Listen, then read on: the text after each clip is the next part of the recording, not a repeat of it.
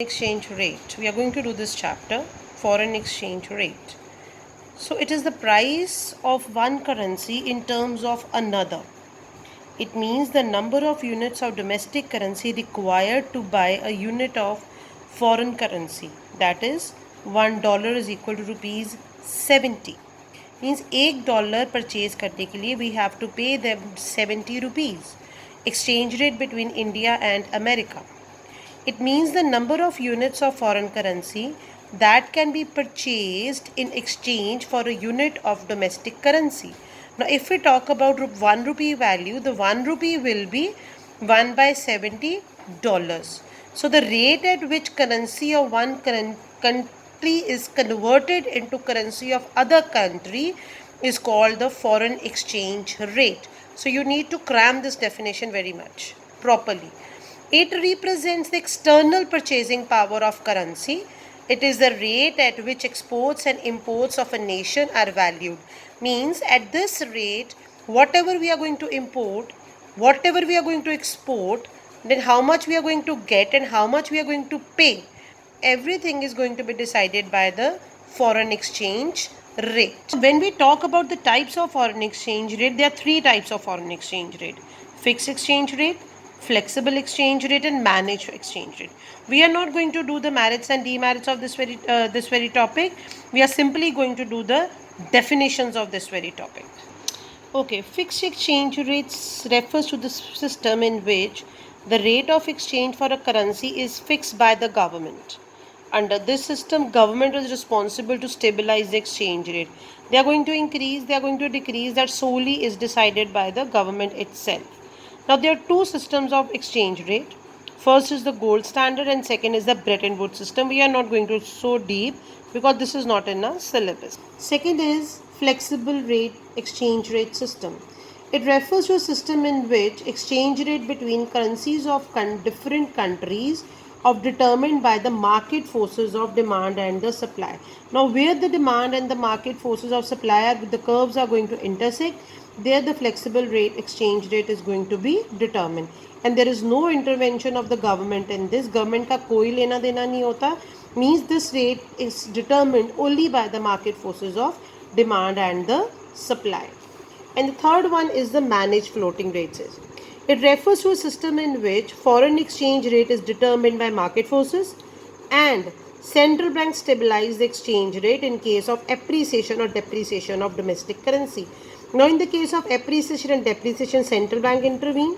Means this is a mixture of both fixed and flexible. This exchange rate system is also known as a dirty floating.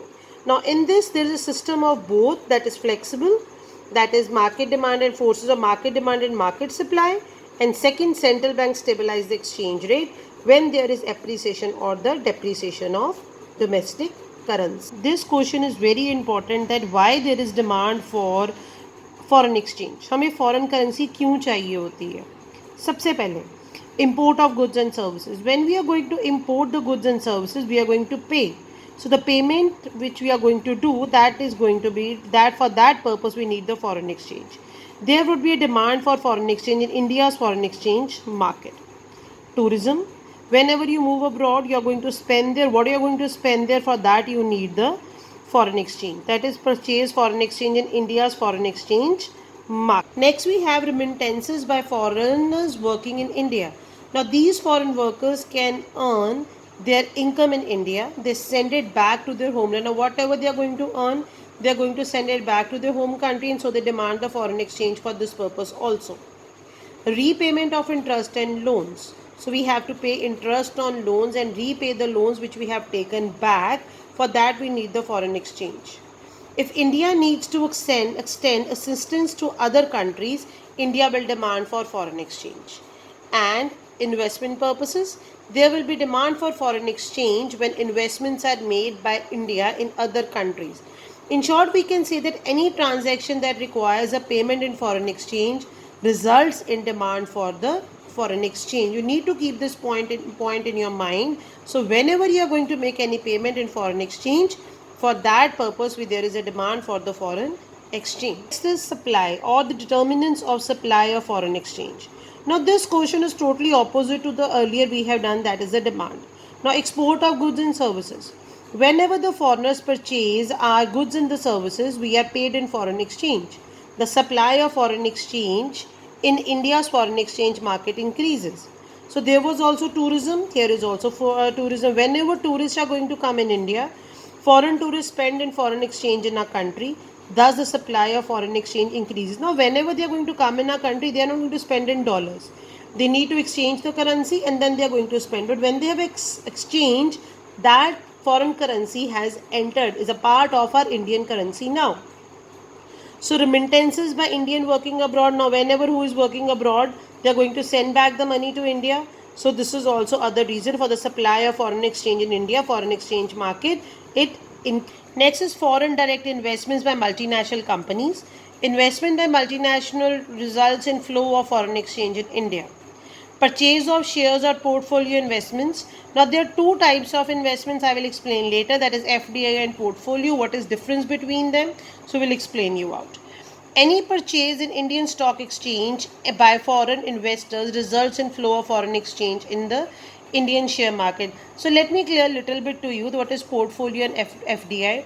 So whenever the portfolio investment is done, ownership is not got. Suppose I'm spending some shares, I'm buying some shares. I'm not going to get the ownership of that company. But if I buy some property, if I buy some land, that will be the foreign direct investment. That property is mine. I am owning. I am getting the ownership of that. So this is the basic difference between your FDI and the portfolio.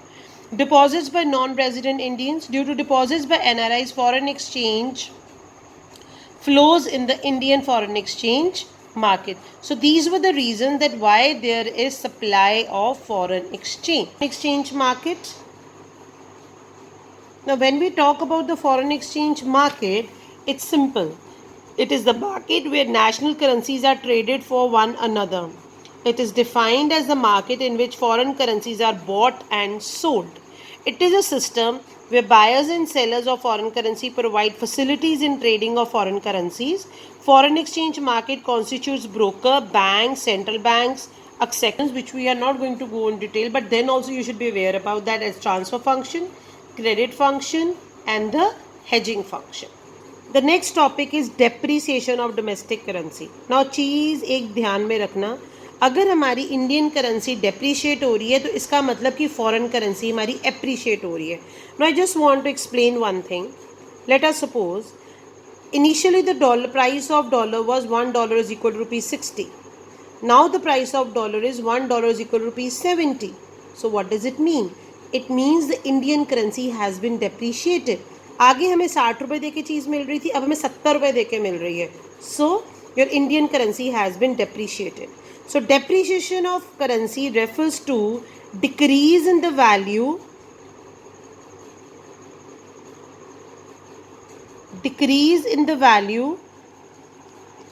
of domestic currency in terms of foreign currency. It occurs when there is increase in the domestic currency prices to buy a unit of foreign currency. Now I have given the example, same example. Initially it was $1 is equal to rupees 60. Now it is $1 is equal to rupees 70. This currency is depreciation of domestic currency and appreciation of your foreign currency. Now they can purchase more. Foreigners, what they are going to means they can import more from India. So the exports of India are going to increase and the import of India is going to decrease. Why? Because it is more expensive. Let's take an example. Let's take an example of a perfume. Now the value of perfume was 120 rupees. Initially हम लोग यानी कि $2 उसकी value है, हम 120 रुपये देते थे, हम परफ्यूम परचेज कर लेते थे, हम इंपोर्ट कर लेते थे. Now the value has been $1 is equal rupees 70. यानी कि अब पे करने के लिए हमें कितने देने हैं? $2. लेकिन $2 की वैल्यू कितनी हो गई? 140 rupees. So imports are going to be decrease because they are going to be expensive. Now there are two causes of rise in exchange rate. First is increase in demand for foreign exchange and second there is decrease in supply for foreign exchange. Depreciation, how it affects the export and imports. You need to learn this line properly. It means that $1 can be exchanged for more rupees. It implies that with the same $1 more goods can be purchased from India. So what will happen? It will encourage the exports. Second, depreciation का मतलब हमें clear हो गया, $1 is equal to ₹60 to 70 can be exchanged for more rupees. Now this means that imports from USA have become costlier. Therefore imports will decrease and this is going to discourage the imports. So whenever there is depreciation of currency is not good for India. The reason, otherwise हम से export हमारे बढ़ते हैं, पैसा आता है, लेकिन import हमारे क्या हो जाते हैं, कम होते हैं, we are not able to purchase more. So we have to pay them more now. Now the value of our goods has been decreased. So that is why your depreciation of currency encourages exports and it discourages the. Okay, next is appreciation. Opposite to that, appreciation of currency refers to increase in the value of domestic currency in terms of foreign currency. It occurs when there is decrease in the domestic currency prices. Now suppose initially the price of $1 was 60, now it is 50. Means आगे हम 60 रुपए देते थे, अब हम कितने देंगे, 50 rupees. So what is going to happen? This is known as the appreciation of currency. Now a fall in exchange rate implies appreciation of Indian currency. Causes fall in demand for foreign currency or rise in supply for foreign currency. Don't think कि आगे 60 रुपए में था 50 रुपए में भी हमारी रुपये की वैल्यू बढ़ गई है. अब जो चीज़ हमें 120 में वो परफ्यूम मिल रहा था, अब हमें 100 रुपए में मिलेगा.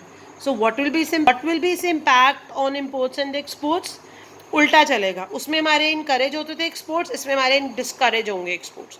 उसमें हमारा इम्पोर्ट था डिस्करेज हो रहा था, इसमें हमारा इम्पोर्ट इनकरेज होगा. सो it implies that with same $1 less goods can be purchased from India. It will discourage imports by USA. Therefore exports to USA will decrease. On the other side, it implies that for the same $1 less unit of domestic currencies are required. So imports from USA will increase.